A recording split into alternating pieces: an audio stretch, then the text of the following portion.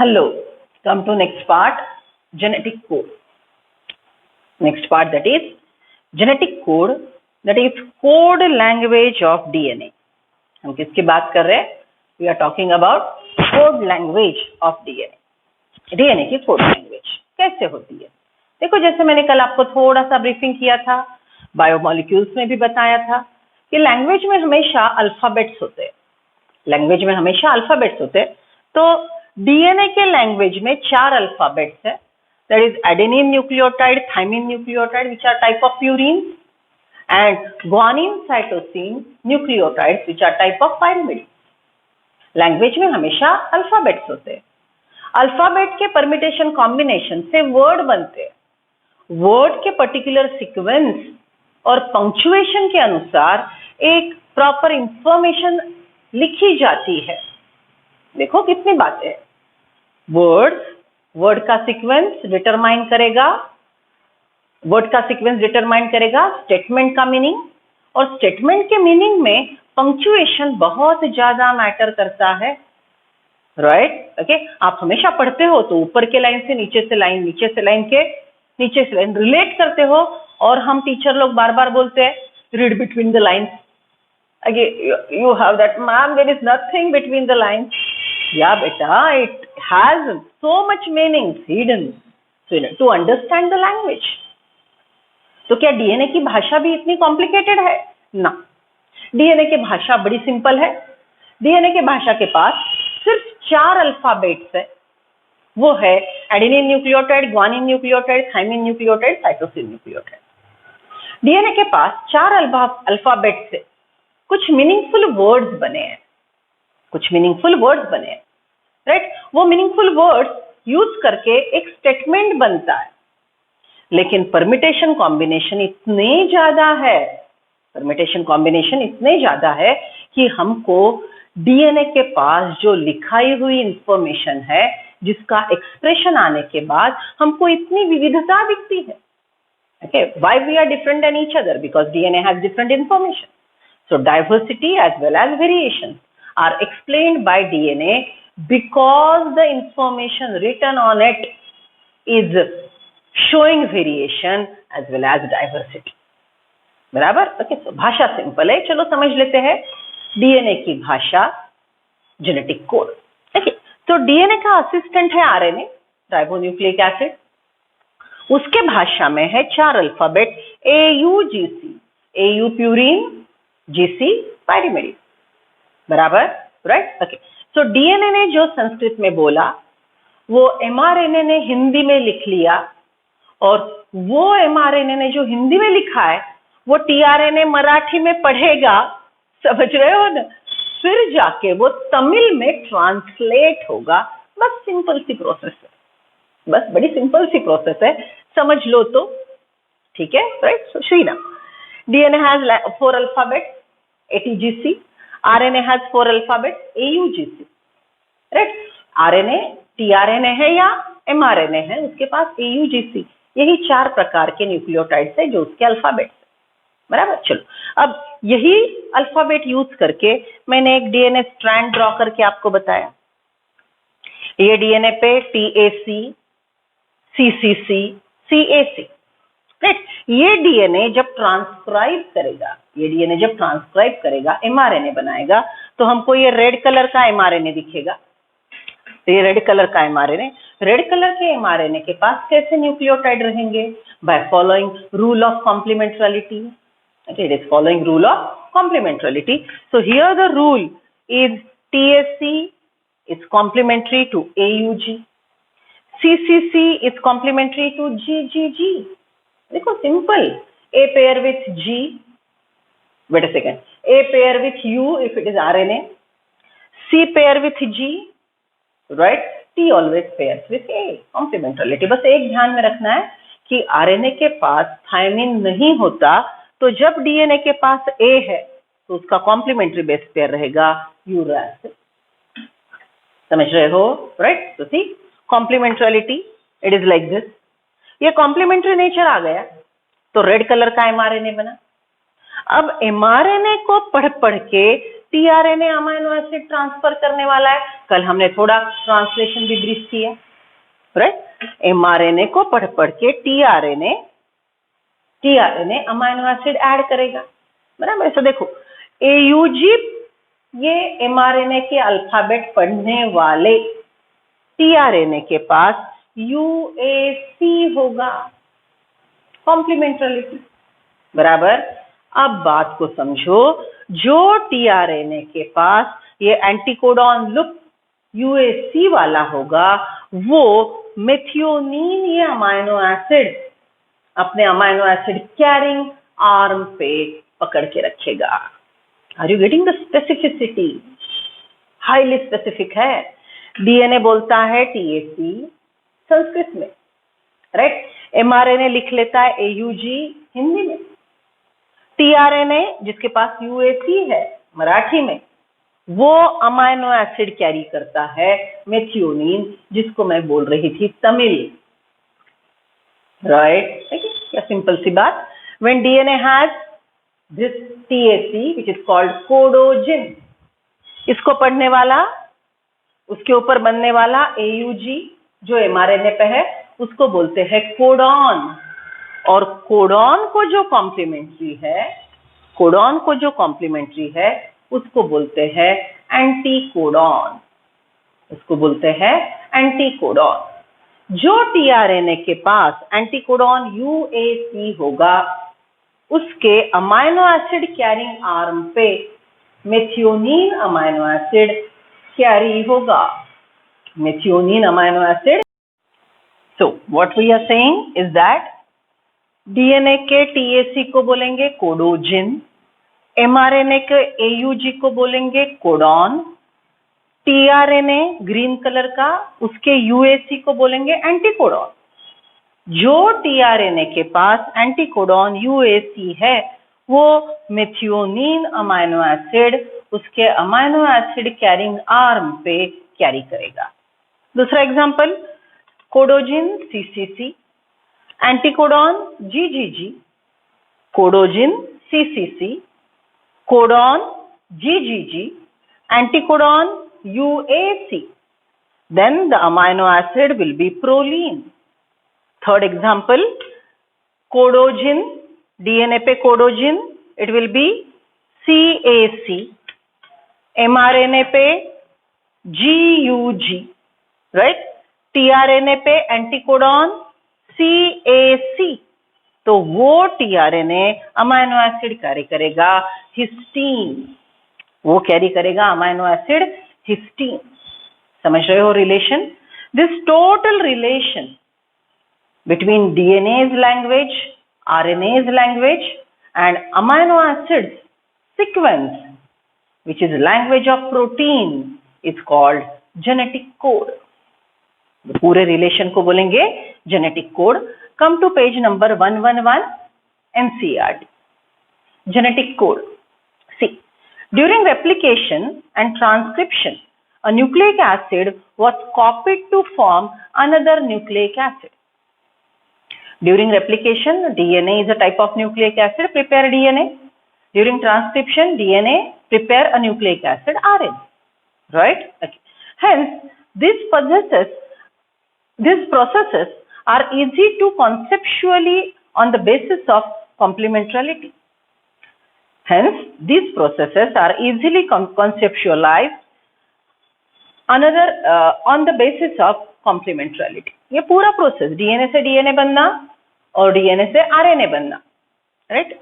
DNA से DNA बनना और डीएनए से आरएनए बनना, ये पूरा प्रोसेस ये कॉम्प्लीमेंट्री ये रूल पे आधारित है। The process of translation requires transfer of genetic information from a polymer of nucleotides to a polymer of amino acid. Transcription की प्रोसेस में polymer of nucleotide ATGC prepare a polymer of nucleotide AUGC। लेकिन translation की process में जब mRNA से protein बनता है, right, तो language of AUGC is translated to language of amino acid, और ये अमाइनो एसिड की जब चेन बनेगी तो उसको ही हम पॉलीपेप्टाइड बोलेंगे, राइट। तो देखो सिंपल सा कॉन्सेप्ट, अगर डीएनए के न्यूक्लियोटाइड का सीक्वेंस बदला तो आरएनए के न्यूक्लियोटाइड का सीक्वेंस बदलेगा। अगर वो बदल गया तो यहाँ पे अलग अलग प्रकार के टीआरएनए आएंगे, अलग अलग प्रकार के टीआरएनए अलग अलग अमाइनो एसिड को लेके आएंगे।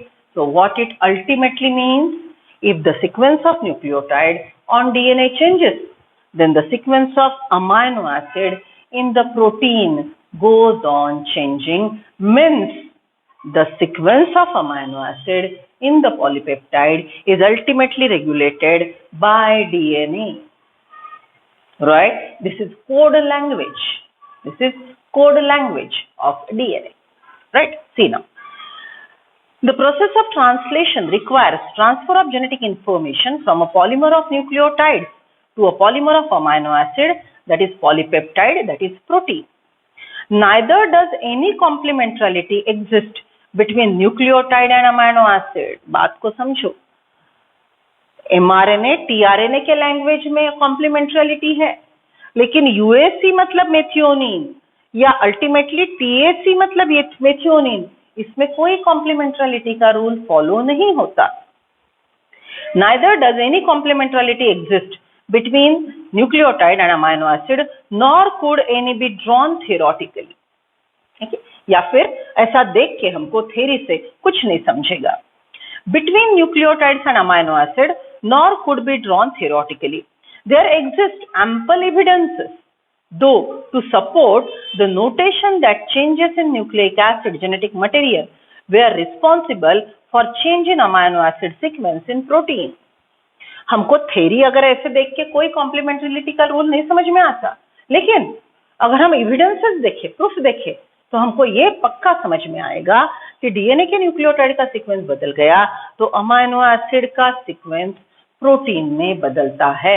We have ample amount of evidences, that is proof for this. Right?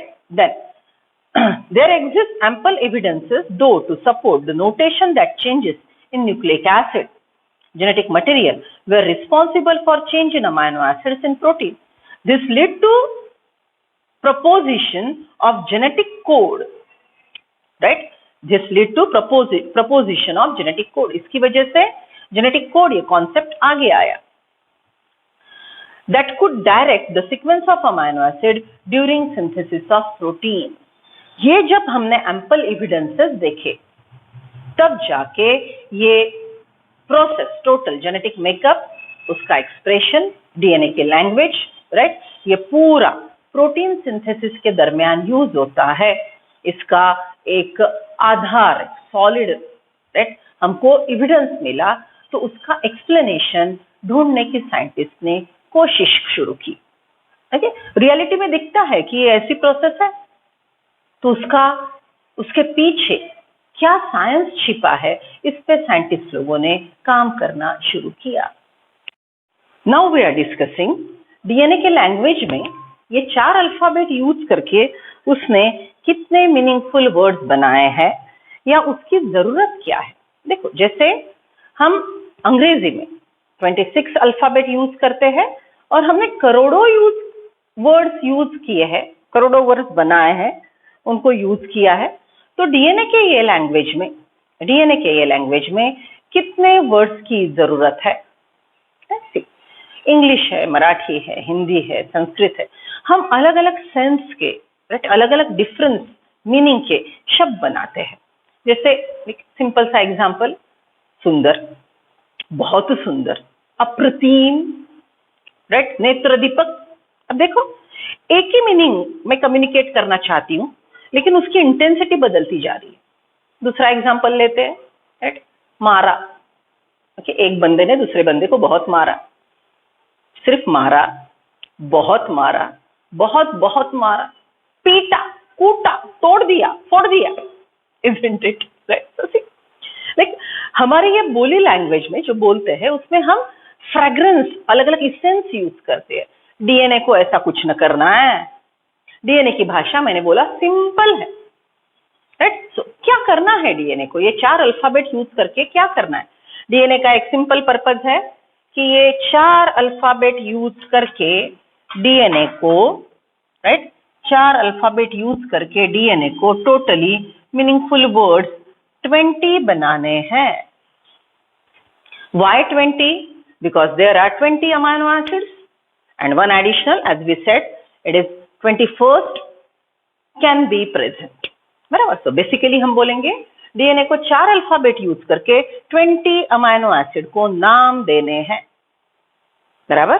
Just imagine अगर डीएनए ने एक अल्फाबेट से एक अमाइनो एसिड को नाम दिया, राइट, एक अल्फाबेट से एक अमाइनो एसिड को नाम दिया, तो 4 अल्फाबेट से सिर्फ 4 अमाइनो एसिड को नाम दिया जाएगा। This is condition number 1, right. Condition number 2 समझ लो, like here I wrote it is A, right, और टी और सी और जी, राइट। तो मैं क्या बोल रही थी, डीएनए ने एक अल्फाबेट यूज किया, तो एक अल्फाबेट से एक अमाइनो एसिड, तो इसका मतलब 4 अल्फाबेट से 4 अमाइनो एसिड को नाम दिया जाएगा। अल्फाबेट खत्म तो 16 अमाइनो एसिड बच गए। तो डीएनए ने सोचा, राइट, चलो let us try one more thing, 2 alphabets, right, मतलब एटी, ये एक नाम हो गया, एक amino acid, right, okay. TA will be another, CG will be one more, GC will be one more, isn't it? ऐसे अगर परमिटेशन कॉम्बिनेशन करते गए 2 अल्फाबेट्स एट अ टाइम, अगर हम ये परमिटेशन एंड कॉम्बिनेशन करते गए तो देखो हमारे पास पॉसिबल अल्फाबेट्स है 4, हमने 2 एट अ टाइम यूज किया तो 2 to the power 4 ये फॉर्मूला है। Possible alphabets are 4, you are using 2 at a time, so 2 to the power 4 permutation and combination मिलेंगे, which is equal to 16। अगर डीएनए ने 2 alphabet से एक amino acid, 2 alphabets at a time to name 1 amino acid, अगर ऐसा process follow किया तो all permutation combination, right, ये एक्सेट्रा अगर हमने कंसीडर किए तो हमारे पास 16 नाम बनेंगे, फिर 4 अमाइनो एसिड बच गए। बात को समझ रहे हो ना? तो डीएनए के पास अभी कोई ऑप्शन नहीं था, डीएनए थर्ड फॉर्मूला यूज किया, right, it started using 3 alphabets at a time for 1 amino acid. देखो सेम फॉर्मूला अगर यूज करते हैं तो possible nucleotides 4 used eight a time 3, तो टोटल मीनिंगफुल वर्ड बनेंगे 64, राइट। जो मैंने यहां पे लिखा है देखो, TAC मतलब मेथियोनिन, CCC मतलब प्रोलीन, CAC मतलब हिस्टीन। अगर 3 अल्फाबेट यूज करके डीएनए ने अमाइनो एसिड को नाम दिए तो जो अमाइनो एसिड मेथियोनिन है उसको डीएनए के लैंग्वेज में क्या बुलाया जाता है, TAC। जो अमाइनो एसिड प्रोलीन है डीएनए के लैंग्वेज में उसको बुलाया जाता है CCC। जो अमाइनो एसिड हिस्टीन है डीएनए के लैंग्वेज में उसको बुलाया जाता है CAC। समझ रहे हो, right? Okay, so this is what is third attempt in which 64 names can be given and it is sufficient। जब डीएनए ने 3 alphabet eight a time use किए तो उसको 64 नाम मिल गए, तो 64 नाम, 64 मीनिंगफुल वर्ड से वो 20 अमाइनो एसिड को पक्का नाम दे पा रहा है। समझ रहे हो, right? So now DNA is capable to name 20 amino acid because it is having 64 meaningful words, right? अब just imagine, अच्छे से just get it. Just imagine I have 64 meaningful words and 20 students are sitting in front of me. I am DNA, मेरे पास 64 meaningful words है जो 3 alphabet से बने हैं, जिसको हम बोलेंगे ट्रिपलेट। 3 अल्फाबेट से बने हैं तो इसको हम बोलेंगे ट्रिपलेट। अब ये ट्रिपलेट से मुझे 20 स्टूडेंट को नाम देने हैं, तो मैंने क्या बोला, राइट? ये आनंद है, वो प्रसाद है, राइट, वो सौम्या है, राइट, वो शैलजा है। ऐसे मैंने नाम बांट दिए, 20 बच्चों को 20 नाम बांट दिए। अब मेरे पास 64 है, तो 64 में से 20 मैंने यूज किए, 44 बच गए ना। ओके, तो फिर मैंने सोचा क्या करूं, ये 44 नाम जो मेरे पास बच्चे उसका क्या करूं। तो मैंने बोला बेटा एक बच्चे को मैं ज्यादा नाम देना शुरू करूंगी। देखो अच्छे से सुन, वो जो आनंद था ना, उसको मैंने और एक नाम दे दिया, आनंद, अमोद, और मैंने बोला बेटा तू ही प्रसन्न। थोड़ा समझ के चलो, जो आनंद है वही अमोद है और वही प्रसन्न भी है। तो मैंने वो बच्चे को 3 नाम दे दिए, किसी को मैंने 2 दिए, किसी को मैंने 4 दिए, किसी को मैंने 6 नाम दे दिए, राइट। कोई बड़े कड़ू थे, मेरे से झगड़ पड़े, मैडम मेरा एक ही नाम होगा। तो मैंने बोला ठीक है भैया शांति रख, एक नाम ले और शांत बैठ जा। Are you getting what is done by DNA? DNA has 64 meaningful words. It has 20 amino acids supposed to be named. So what is done by DNA? एक अमाइनो एसिड को उसने ज्यादा नाम दिए, कुछ अमाइनो एसिड को 4 नाम दिए, कुछ अमाइनो एसिड को 6 दिए, कुछ को 2 दिए, राइट, और कुछ अमाइनो एसिड को सिर्फ 1 नाम दिया। सो डीएनए ने अमाइनो एसिड को नाम बांटने शुरू कर दिए, बराबर। चलो बंटवारा होता गया होता गया होता गया, पूरे 20 अमाइनो एसिड को अलग अलग नाम दिए, किसी को सिर्फ 1 ही दिया। इतना सब कॉम्प्लिकेटेड प्रोसेस करने के बावजूद डीएनए के पास 3 नाम बच गए, डीएनए के पास 3 ट्रिपलेट बच गए। डीएनए के ट्रिपलेट को हमने क्या बोला था? कोडोजिन। तो डीएनए के 3 कोडोजिन बच गए, which means no amino acid, क्योंकि वो नाम उसने किसी अमाइनो एसिड को दिया ही नहीं था। DNA has 3 codon which means no amino acid, तो उसको हम बोलते हैं नॉनसेंस कोडोजिन। नॉनसेंस कोडोजिन। अब देखो, डीएनए ने अगर वो नाम अमाइनो एसिड को दिया ही नहीं है, राइट, डीएनए ने अगर वो नाम अमाइनो एसिड को दिया ही नहीं है, तो वो कोडोजिन को ये कोडॉन कॉम्प्लीमेंट्री रहेगा, and it also means nonsense codon. So DNA के पास नॉनसेंस कोडॉन, डीएनए के पास नॉनसेंस कोडोजिन 3, इसलिए एमआरएनए के पास नॉनसेंस कोडॉन 3। ये 3 नॉनसेंस कोडॉन कौन से भी अमाइनो एसिड के लिए कोड नहीं करेगा, इसीलिए तो नॉनसेंस बोला है। Are you getting that? So remember, total number of alphabets DNA has 4. By using 4 alphabet, it has to give appropriate name to 20 amino acids. Just to give this we'll say satisfied answer for this statistics, right? ये calculation के लिए, justify करने के लिए DNA ने पहले एक amino acid को एक अल्फाबेट से नाम दिया, लेकिन वो सफिशिएंट नहीं था। 2 अल्फाबेट से नाम दिया तो सिर्फ 64 नाम बने। तो अल्टीमेटली डीएनए ने 3 अल्फाबेट से नाम देना शुरू किया, जिसको हम बोलेंगे ट्रिपलेट, राइट। तो जब डीएनए ने ट्रिपलेट का फॉर्मूला यूज किया, तो डीएनए के पास टोटल अल्फाबेट 4 थे, टोटल मीनिंगफुल नेम ट्रिपलेट के आधार पे 64 बने। 64 मीनिंगफुल वर्ड से उसने 20 अमाइनो एसिड को नाम दे दिए। 20 अमाइनो एसिड में कुछ को 2 दिए, कुछ को 4 दिए, कुछ को 6 दिए, लेकिन कुछ अमाइनो एसिड को उसने सिर्फ 1 नाम दिया। जब पूरे नाम का बंटवारा, when all the amino acids are named appropriately, 3 triplet on the DNA means no amino acid.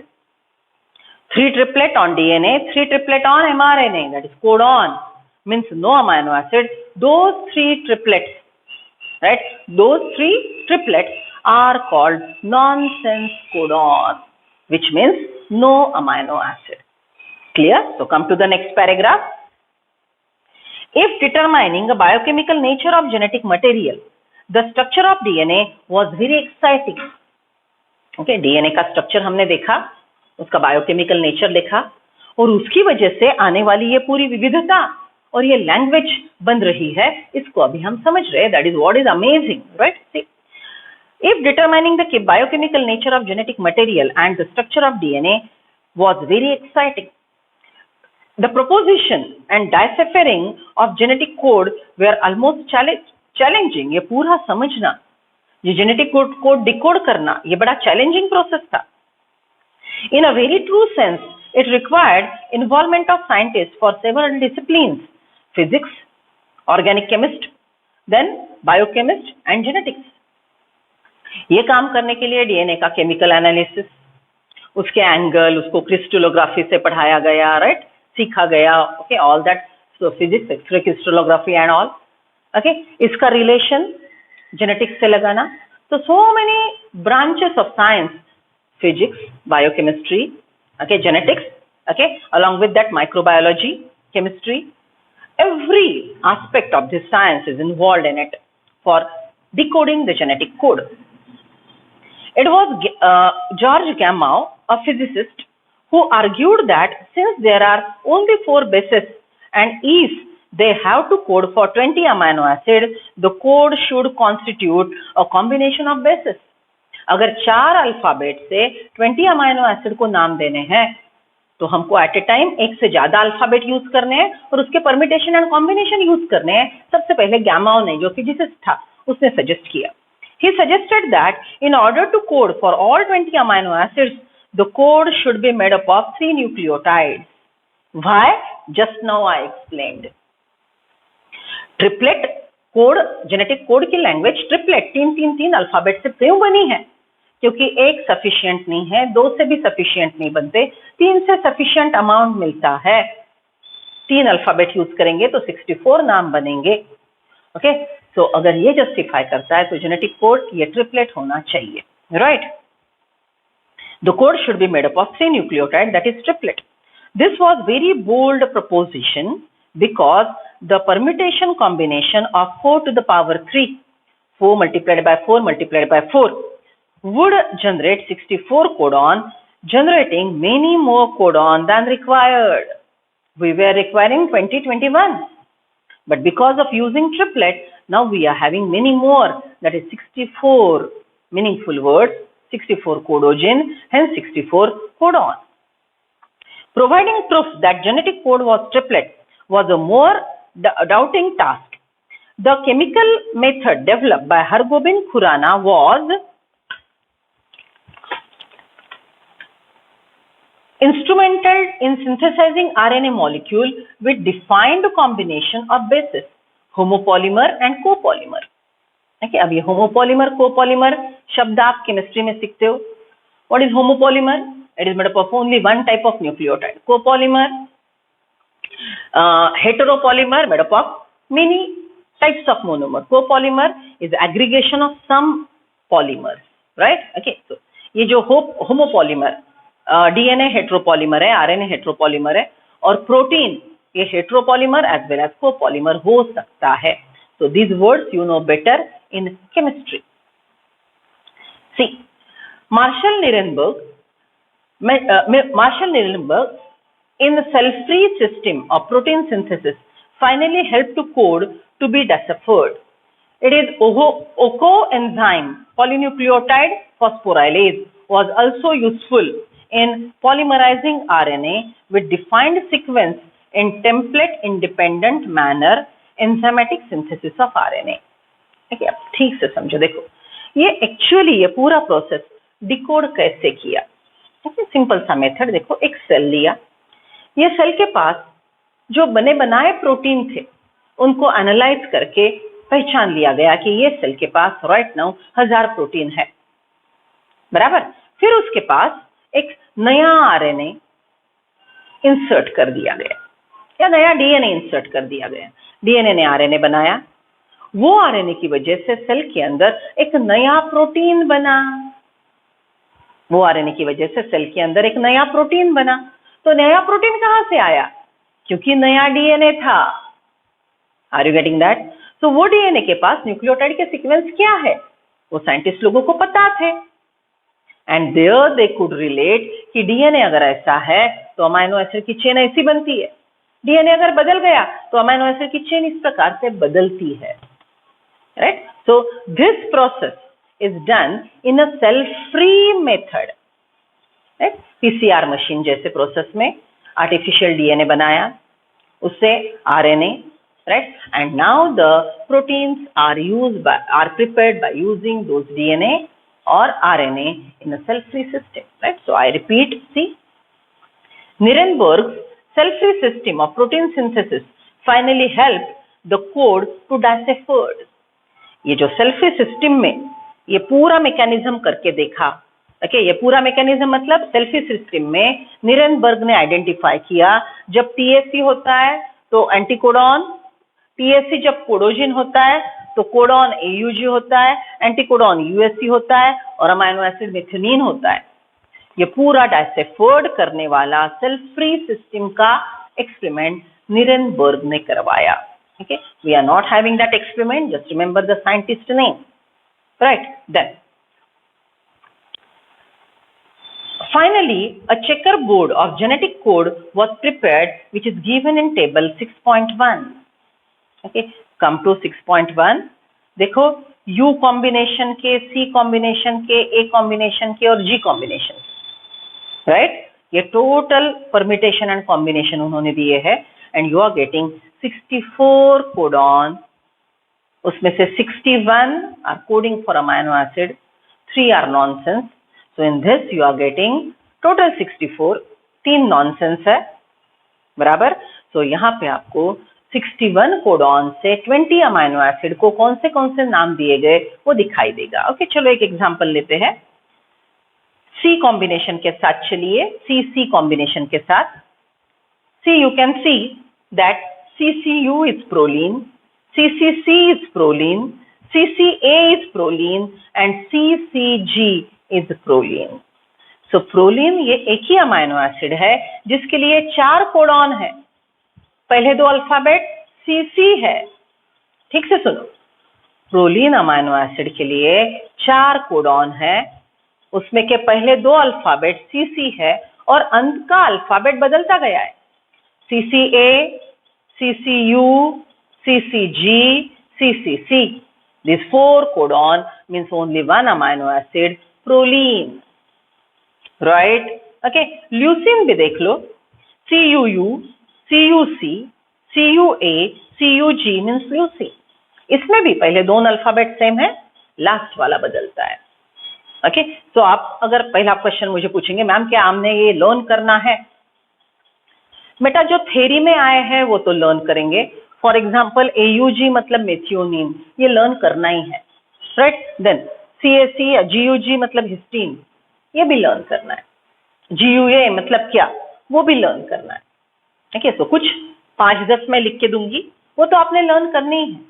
Along with that you can do one thing, एक अमाइनो एसिड को 4 अल्फाबेट, एक अमाइनो एसिड को 4 कोडॉन, एक अमाइनो एसिड को अगर 4 codon दिए हैं तो वो लर्न करने की कोशिश शुरू करो। For example as I said, leucine, proline, threonine, एक अमाइनो एसिड को 4 कोडॉन है। ओके, उसके पहले 2 अल्फाबेट अगर आप ध्यान में रखेंगे तो आपका काम आसान हो जाएगा, राइट? चलो, now come to silent features of genetic code as are follows. DNA की ये भाषा के साइलेंट फीचर्स क्या है? Point number 1, each meaningful word is triplet.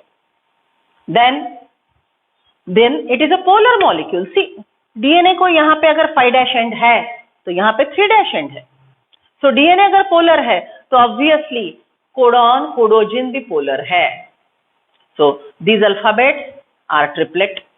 Codon, codogene are triplet. They are polar because DNA, RNA are polar. Here sequence matter a lot. Sequence बदल गया, then उसका meaning बदल गया, बराबर?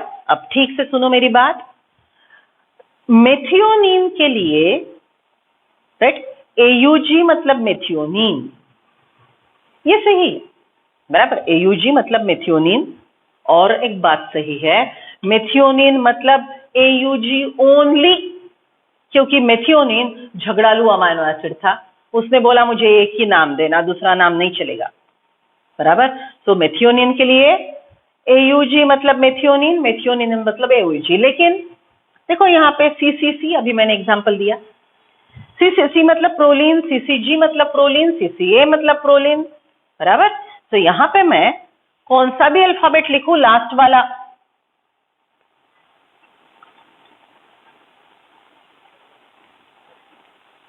CC कॉमन, ये चारों अल्फाबेट मिला के प्रोलीन ही बनेगा, राइट। ये प्रॉपर्टी को बोलते हैं degeneracy. Okay, chalo. Write down the things on the board. Then I'll give you next part. Write down the things.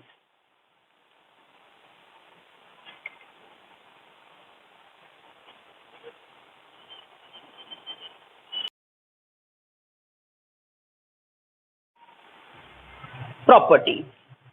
Right. First is universal. Genetic code is universal. Universal मतलब AUG मतलब methionine. AUG मतलब methionine. ये एक bacteria के लिए भी सच है, plant के लिए भी सच है, फंगस के सेल में भी सच है, और होमोसैपियन के लिए भी सच है। पूरे बायोलॉजिकल वर्ल्ड में AUG मतलब मेथियोनिन। जैसे बायोलॉजिकल करेंसी हर सेल में ATP होती है, वैसे हर सेल में जब mRNA के पास AUG होता है वहां पे मेथियोनिन ही ऐड होता है। हर सेल में जब DNA TSC बोलता है तो वहां पे मेथियोनिन ही ऐड होता है। Genetic code is universal, genetic code is triplet, right. Genetic code is commaless, spaceless, right. ये जो मैंने थोड़ी थोड़ी स्पेस दी है ना आपको समझने के लिए, DNA के पास ऐसी स्पेस नहीं होती, वो धाड़ धाड़ प्रिंट करता है कैपिटल अल्फाबेट में, यहां से वहां तक, no full stop, no comma, right. Punctuation से भी अलग अलग शब्द के अलग अलग अर्थ निकलते हैं। तो DNA को ये कोई एम्बिग्विटी रखनी नहीं है, क्रिस्टल क्लियर कम्युनिकेशन चाहिए, right. So no comma, no space, no full stop, no punctuation, right. Genetic code is universal, commaless, spaceless, non overlapping. Non overlapping मतलब, ठीक से देखो इस पे MCQ आते हैं, TAC, तो ये ट्रिपलेट यूज हो गया, तो ये C फिर से यहां पे यूज नहीं होगा। अगर ओवरलैपिंग होता ना तो कैसे होता था, देखो एक TAC इस प्रकार से, फिर A और C ओवरलैप हुए, राइट, फिर ये C फिर से ओवरलैप हुआ। आपको कई MCQ आएंगे कि अगर जेनेटिक कोड ओवरलैप होता तो क्या होता, ओके, वो बाद में सॉल्व करेंगे, but right now remember it is not overlapping. एक न्यूक्लियोटाइड एक ही कोडॉन या कोडोजन में यूज होगा। So universal, no comma, no space, no punctuation, non-overlapping, right? Then it's non-ambiguous, very specific, कोई confusion नहीं छोड़ा है DNA ने, बराबर। AUG मतलब मेथियोनिन, means मेथियोनिन only, बराबर, right?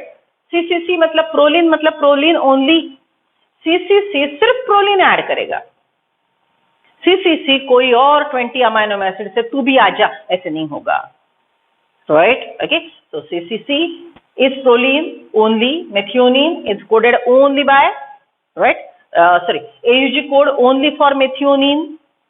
शब्द को देखो अभी मैंने क्या बोला, समझ रहे हो?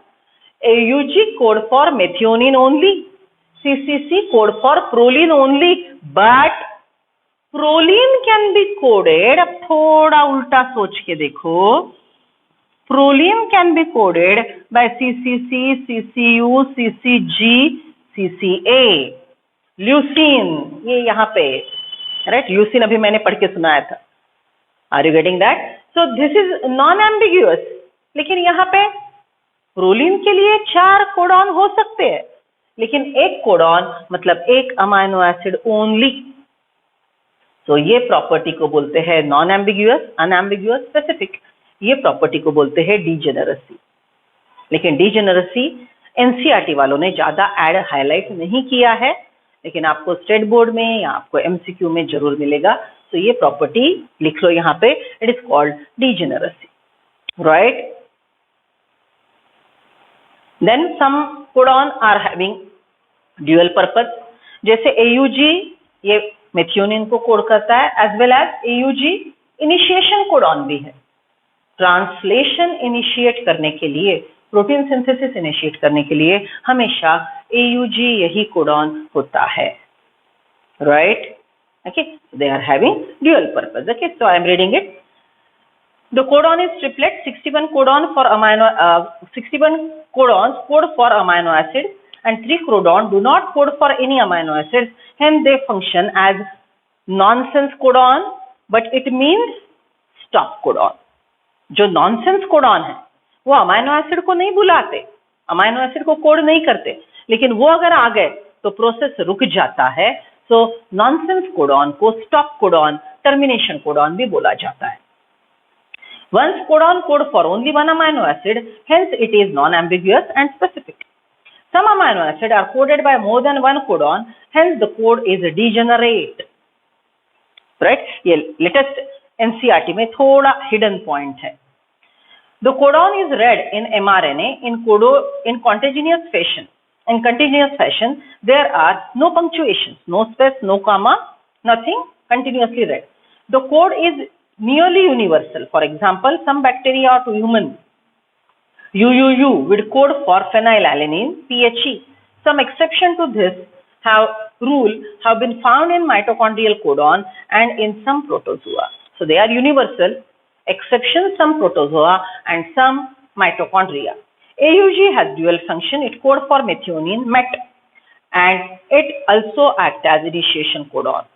If following is the sequence of nucleotide in mRNA, predicts the sequence of amino acid, right, by considering the chart 6.1. So ऐसे MCQ आ सकते हैं. इसलिए यहाँ पे जो जो सीक्वेंस और जो जो अमाइनो एसिड दिए हैं उतने हमको रटने हैं.